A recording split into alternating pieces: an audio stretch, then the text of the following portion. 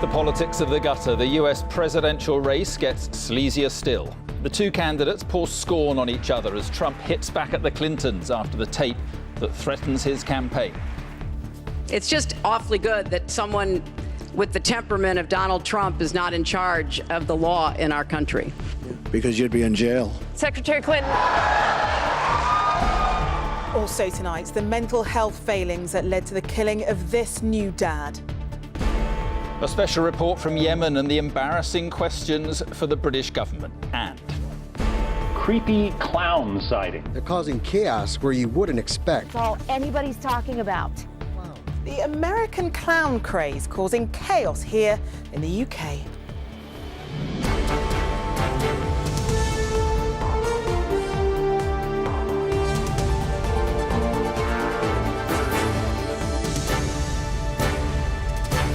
This is the ITV Evening News with Mark Austin and Charlene White. good evening. It's difficult to imagine a nastier, more toxic presidential debate than the one witnessed by millions of Americans overnight. Donald Trump made an astonishing attack on Hillary Clinton's husband over sexual abuse allegations and branded her a liar who should be in jail. It was Mr. Trump's response to the release of a video in which he boasts of sexual assaults against women. It's all plumbed new depths in an increasingly ugly presidential campaign. In a moment, the verdicts from our Washington correspondent Robert Moore, who was at the event in St. Louis. But first, here's his report on the second Trump-Clinton debate. The opening seconds gave us a clue to the ugliness that was to come. A smile and a greeting just about. Hello. But for the first time ever in a presidential debate, not even a suggestion of a handshake. Donald Trump immediately was asked about his boasting of sexual advances, even assaults, which threatens to destroy his candidacy. And yes, I'm very embarrassed by it. I hate it, but it's locker room talk, and it's one of those things. So this is who Donald Trump is. And the question for us, the question our country must answer, is that this is not who we are. But then Trump took this campaign and this debate into uncharted territory. With a number of women sitting in the audience who accused Bill Clinton of sexual assault, they had been invited by Trump.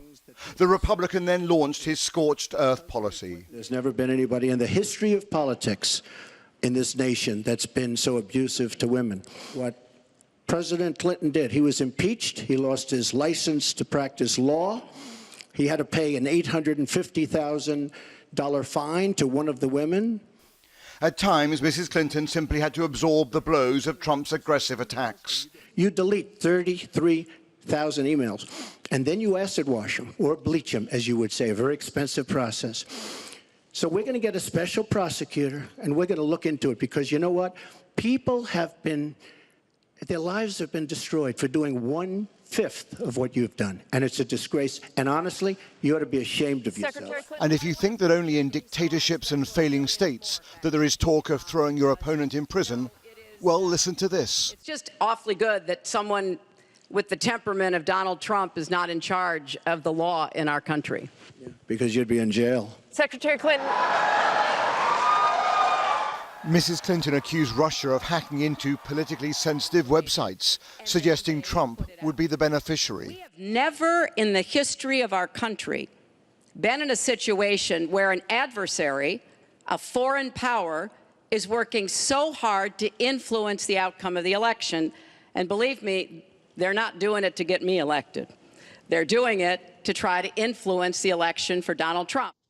But after 90 minutes of brutal attack and counterattack, in response to a question from the audience, a final surprise. Praise for each other. I respect his children. His children are incredibly able and devoted, and I think that says a lot about Donald. I will say this about Hillary. She doesn't quit. She doesn't give up. I respect that. Afterwards, in the spin room next door, both sides recognized that this debate was something of a national embarrassment. We've never been this low before. It's it's unnecessary, it's unkind, and it is a supreme diversion. Why are you asking about it? Because it's a diversion. Does it in any way sadden you that American politics is now at this level? Of course, it should sadden anybody that we're at this level. but it doesn't mean that we can't get better again. The candidates did manage a brief handshake at the end. Trump is severely damaged by that leaked tape, but now it appears he has survived to fight on for the final month. Robert Moore, ITV News, St. Louis. Well, both presidential candidates were already deeply unpopular before the debate. And with US politics hitting a new low, what do voters think now, especially women? Well, our correspondent Martin Geisler gauged the mood of residents in Florida. November 8th is election day, but you can start early voting October 24th. This extraordinary election is finally stumbling towards a conclusion. And in swing states like Florida, the race is on for every vote. Neither party has a clear lead here, so small margins make a big difference. And a scandal can crush a candidate's hopes. I think people with mothers and daughters and sisters will have second thoughts about Trump. And I think it's a good time for women to stand up for their rights. I mean, this is a very galvanizing election, so maybe a lot of good will come out of it. But Trump's core support is still strong, and his performance last night delighted them. We watched the debate with a campaign group in Miami. There were more women than men in the room. The sleaze and the scandals haven't dampened their admiration for him one bit. Quite the opposite, in fact. Yes, our next president. Yes, sir. What about the scandals? What about the things he said about women? Are you kidding? He loves women. He loves women. Who's going to win this election? Trump. Despite the scandals? I think it helps him. Let's see what you think, South Florida. Unedifying it may have been, but the debate has certainly got the country talking. See, are you going to interrupt me now? This campaign has divided America, and there's a fear that ill-tempered radio phone-ins may just be the start. I think the great question of this election is, will the American people accept the legitimacy of the election result, whether they agree with the outcome or not, or whether their candidate won or not? And right now, especially listening to some of the folks on this program, I'm not so sure, and I think that's a great danger to our American system. Both candidates will bring their campaigns here to Florida tomorrow. In this swing state and beyond, there are crucial days ahead. Martin Geisler, ITV News, Miami. Well, let's return to Robert Moore in St. Louis tonight. So, Robert, after this weekend of scandal and bitter debate, where does this presidential campaign stand tonight? Well, I think it leaves Hillary Clinton much closer to becoming America's 45th president. Those controversial, hyper-aggressive tactics by Donald Trump, no doubt, as you heard in that report, thrilled and exhilarated his core band of angry supporters, but they also repel the very voters he needs the most, the women voters, the undecideds, the moderates.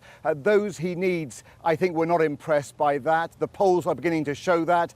And Paul Ryan, the most powerful elected Republican in the country, the Speaker of the House, is, I think, privately now beginning to concede this election is over. He's telling, for example, other Republican candidates they're on their own.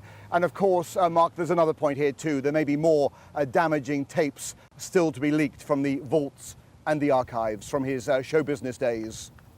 All right, Robert, thank you very much indeed. Here, the widow of a lecturer who was stabbed to death by a mentally ill man has told ITV News she wants to know why his killer was walking free. Femi Nandap had charges of knife possession and assaulting a police officer dropped just days before he attacked Dr. Jeroen Ensink. His family wants an inquiry into what went wrong, as Sejal Karia reports. Dr. Jeroen Ensink was killed just 11 days after becoming a father for the first time. He'd been on his way to post cards telling friends and family about the birth of his baby daughter. Today, his widow said his loss had left a huge void in their lives. He had the biggest heart.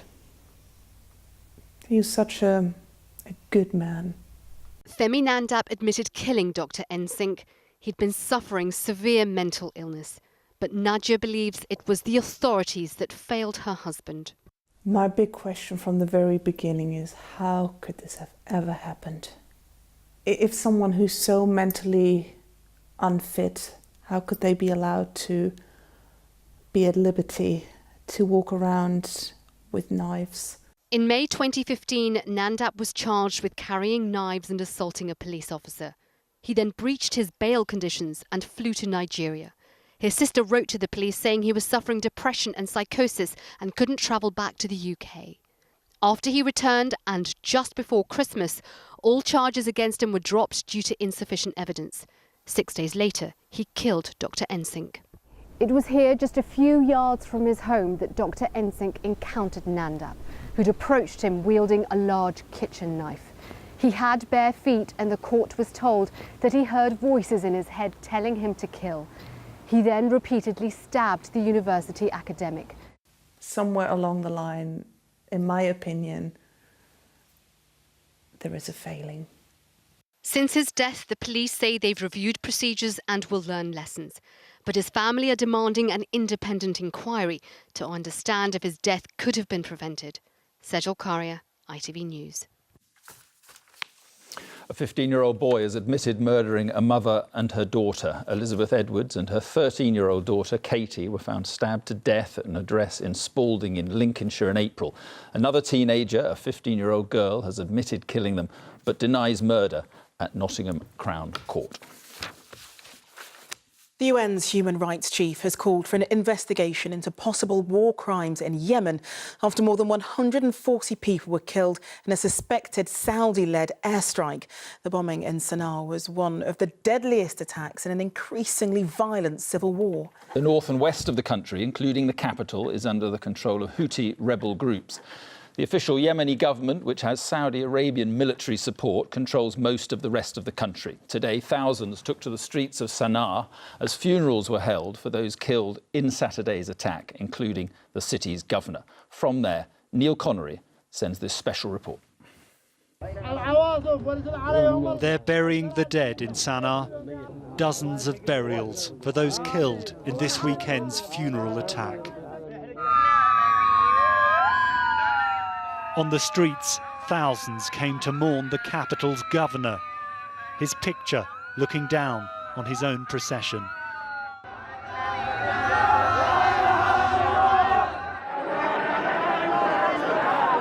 The governor was one of hundreds of people packed into the funeral hall when it was hit by a Saudi-led coalition airstrike.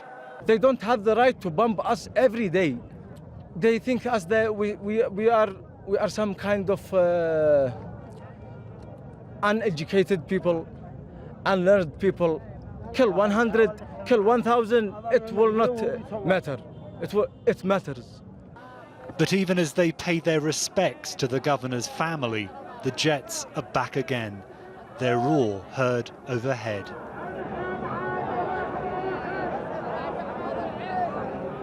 As Sana'a buries its dead, there's rising anger here at the weekend funeral attack, and with it, calls for revenge. Hopes for peace here have never seemed so far away. It means to us war with Saudi.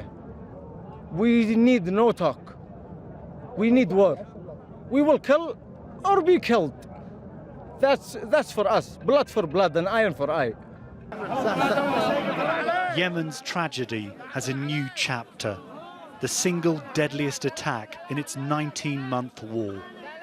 In the capital, as they cover the graves of its victims, how many more will follow? Neil Connery, ITV News, Sana'a. Our political correspondent Carl Dinnan is outside the Foreign Office for us. And Carl, Britain is one of Saudi Arabia's biggest arms suppliers. So what's the government had to say tonight? Well, the line has definitely toughened. I mean, you're right. In the 18 months this conflict has been going on, Britain has sold £8.3 billion worth of arms to Saudi Arabia. And the Foreign Office was happy for the Saudis to investigate these things themselves. However, today a source told me they want a full investigation into this. They want it soon, and they don't want it to be the kind of whitewash they've seen in the past. Now, human rights groups like Campaign Against the Arms Trade think the Saudis are only capable of whitewashes when it comes to this sort of thing. But the government here should be in a position to judge, because I understand there are still around half a dozen British military liaison officers in the Saudi Operations Centre where these airstrikes are being directed from, feeding back information. So the big question will be for the government here, if the investigation into this airstrike is not judged to be credible, just how tough Are they willing to be on the Saudis? Carl, thank you. Right, still to come on the ITV Evening News. MPs are told no vote before a Brexit deal is struck. And I don't like that. No laughing matter. Police warn against the clown craze sweeping the UK. It's quite creepy. Right, all those stories and more after the break.